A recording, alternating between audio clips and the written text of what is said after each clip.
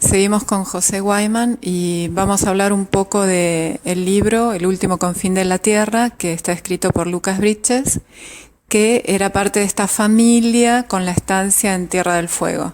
¿Querés comentarnos un poco de este libro y de algunas cosas que él contó? Dale, sí, cómo no. El último confín de la Tierra es una recopilación que hace Lucas en vida.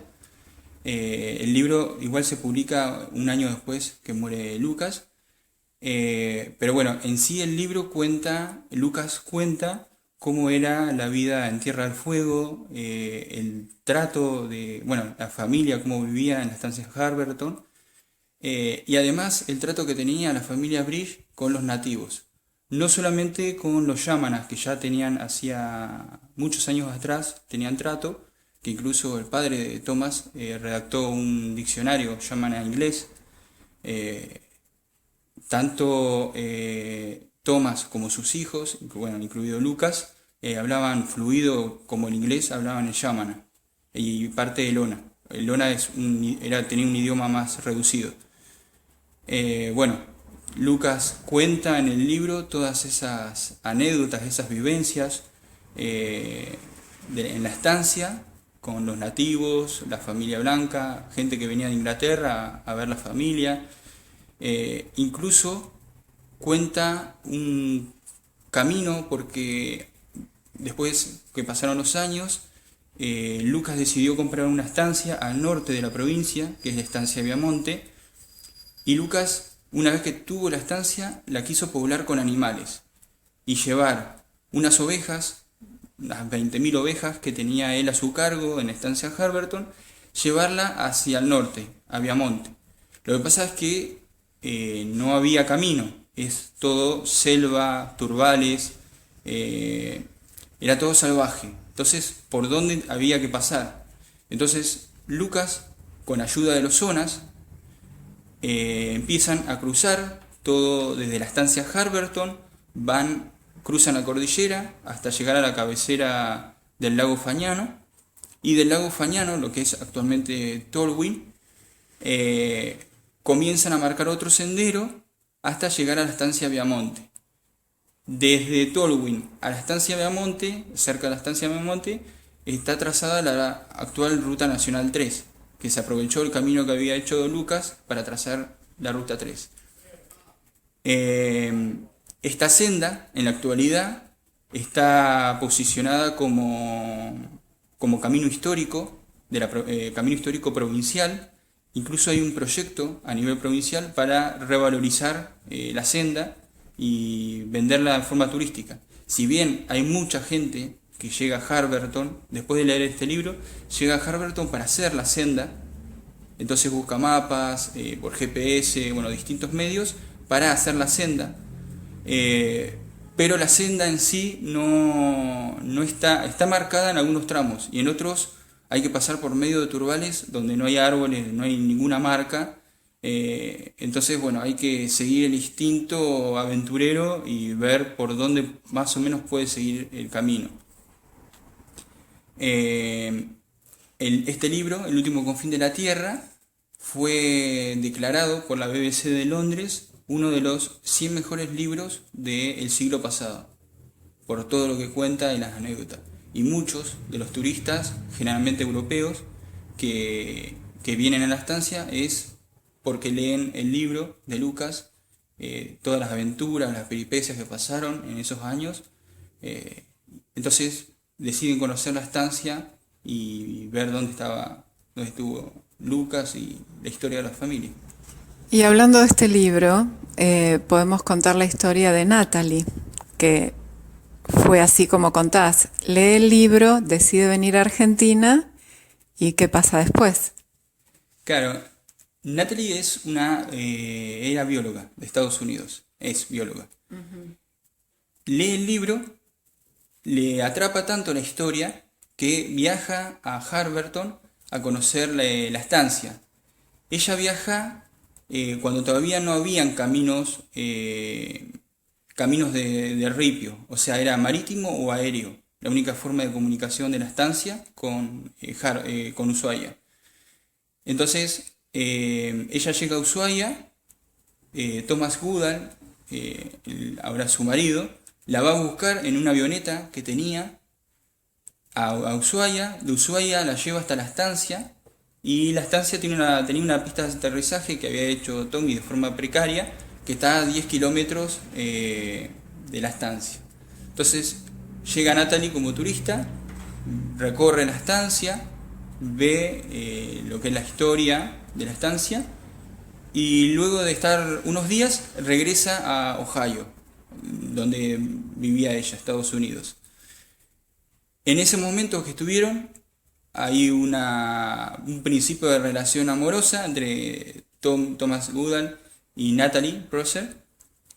Recordemos quién es Thomas.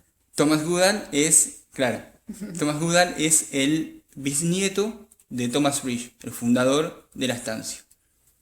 Entonces, después que vuelve Natalie a Ohio, pasan unos meses y Thomas se toma un avión, viaja a Ohio a buscarla, se casan en Estados Unidos, hacen una luna de miel con un viaje alrededor de todo Estados Unidos y regresan a Harberton, ya como matrimonio.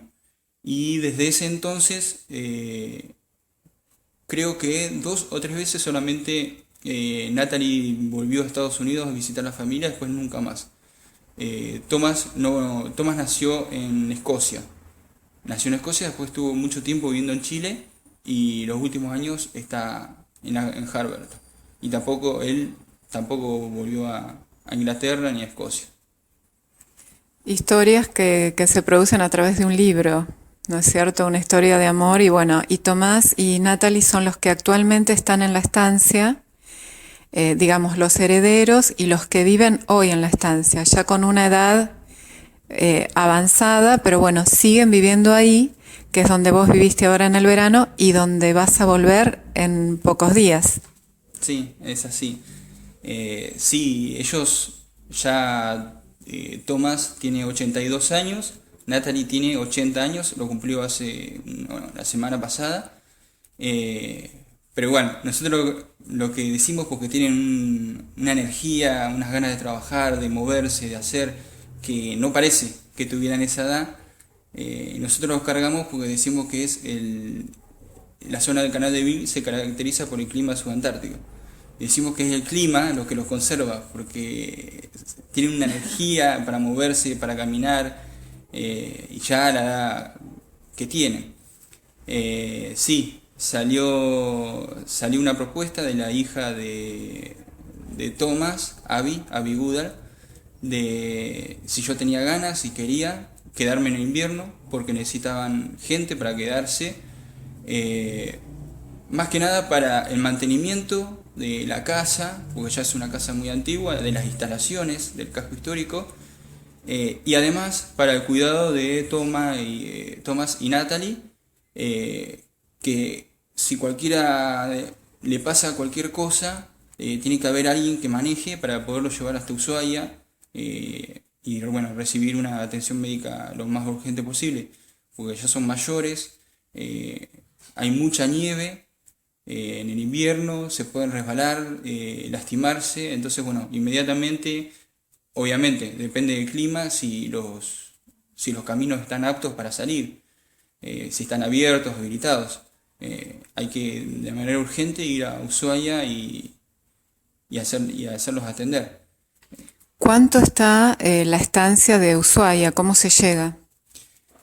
A la estancia se llega desde Ushuaia, se toma la única ruta que hay, es la Ruta Nacional 3, hasta el cruce con la Ruta Complementaria J. Se desvía, se toma la Ruta J hasta la estancia.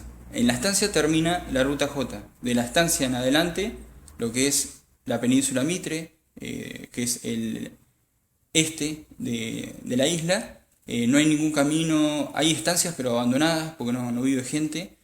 Entonces ese camino, esa ruta complementaria J, finaliza en Harberton.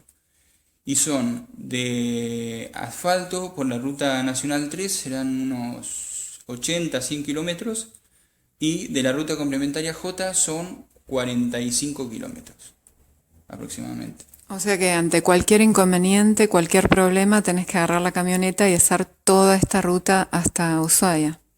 Exacto, exacto. Siempre dependiendo, como dije, de que no haya nevado y los caminos estén cerrados o que estén peligrosos para poder salir, porque obviamente las cubiertas de los vehículos están con clavos.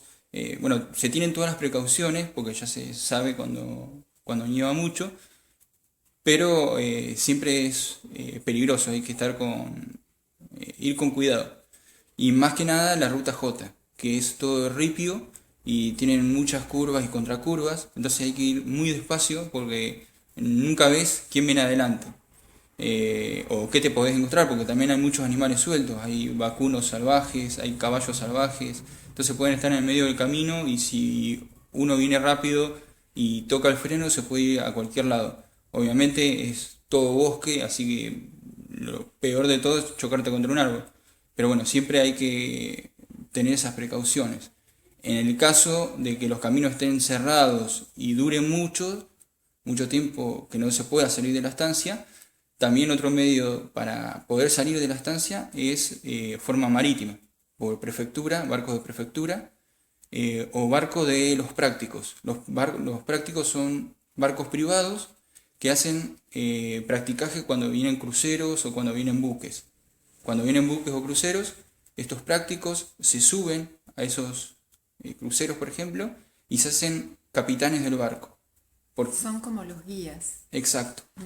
Porque obviamente los cruceros que vengan o los capitanes de cualquier barco que entre al canal de Beagle no conoce cómo es el canal de Beagle. Estos prácticos lo conocen de memoria. Entonces se suben y se hacen cargo del barco.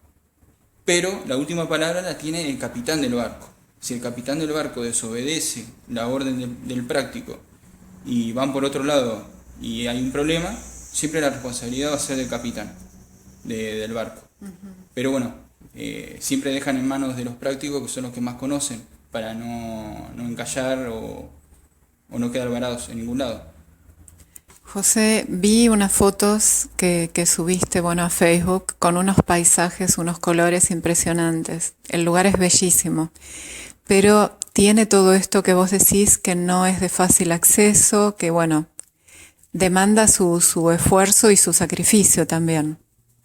Sí, todavía es muy inhóspito todo. Obviamente hay muchos animales y los animales van tirando ramas, árboles y se va como ampliando el panorama cuando uno va caminando por el bosque y eso.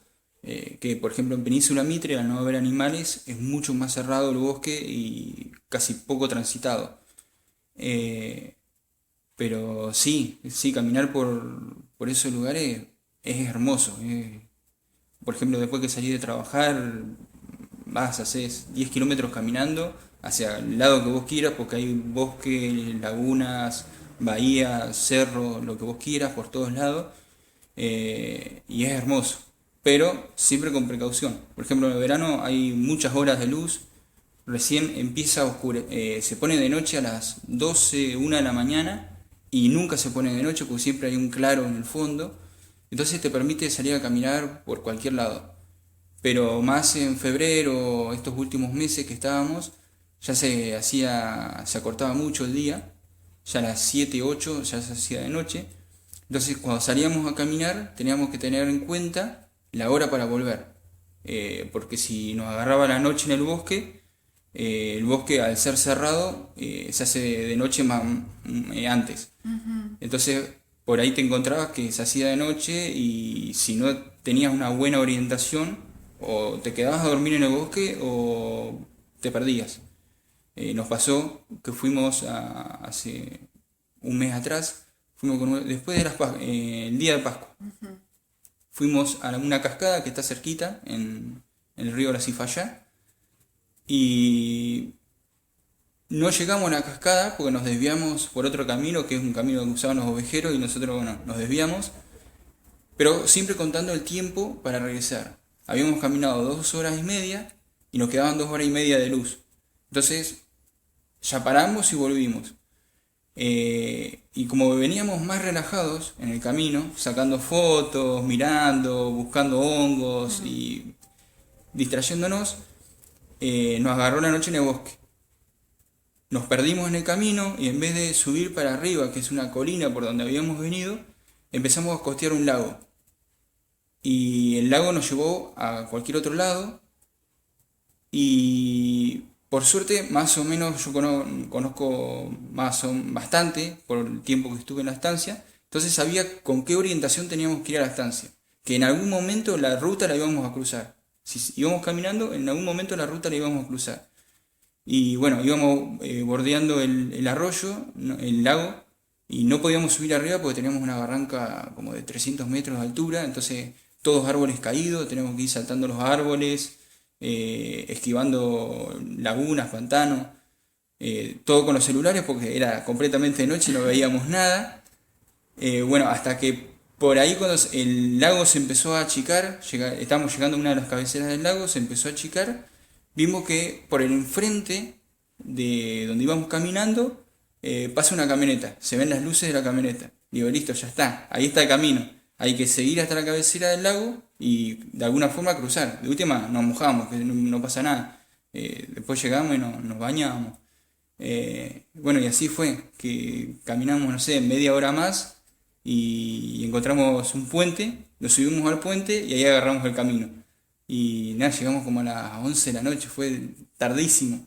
Pero bueno, nos salvó que más o menos nos orientamos y sabíamos dónde estaba la estancia y para dónde teníamos que ir. Porque si no nos agarra la noche nos tenemos que quedar durmiendo en cualquier lado. Turismo aventura y no para cualquiera. Así que bueno, hacemos otra pausa y después seguimos.